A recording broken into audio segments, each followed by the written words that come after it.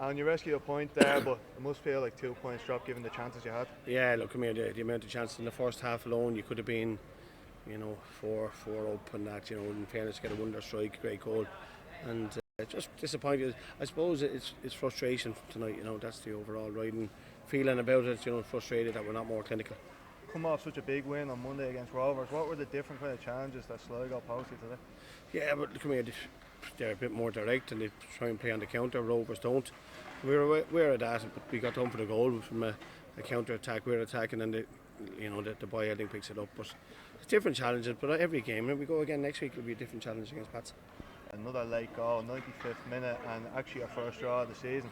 What does it kind of say about this team's resilience? I think it says everything about this team, isn't it? They just keep going right to the end, no matter what. Keep going. We know that it's not something. It's just disappointing not to bang out another win after Monday. So we have another chance after that to go and to win the game. It's amazing the kind of difference your sort of relationship with the fans is between at the start of the season and now. Like even after a bad result today, they're right behind the team. What do you think of that? Well, I think the proof is that they can see how the lads are playing.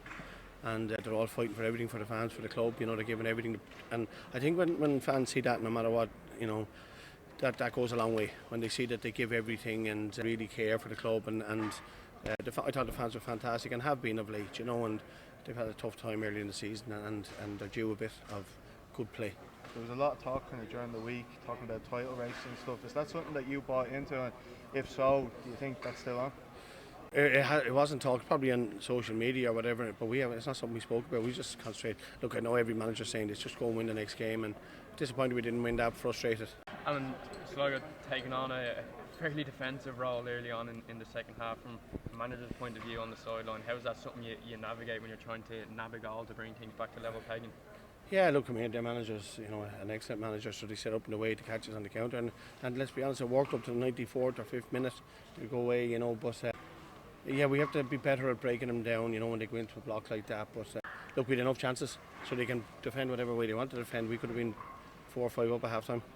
There was a lot of ball into the box from corners, crosses, free kicks, not capitalised on until late into injury time. Is that something you can take away from this game to go and work on? Yeah, definitely. I think in games like this, you need to chip in with a set piece. Look, I know that the equaliser was that, so it's something we get better at. But we have to get better at everything, so we work hard to. Finally, for me, the overwhelming feeling at full time now was a frustrating game, maybe especially early on. Yeah, definitely. I think that's clear for everyone to see frustrated because they could see, we win it and then they spoil the game, and there must have been every player for them went down injured, I think, in the second half, but they're fighting for their lives, so they're entitled to do it, but it is frustrating.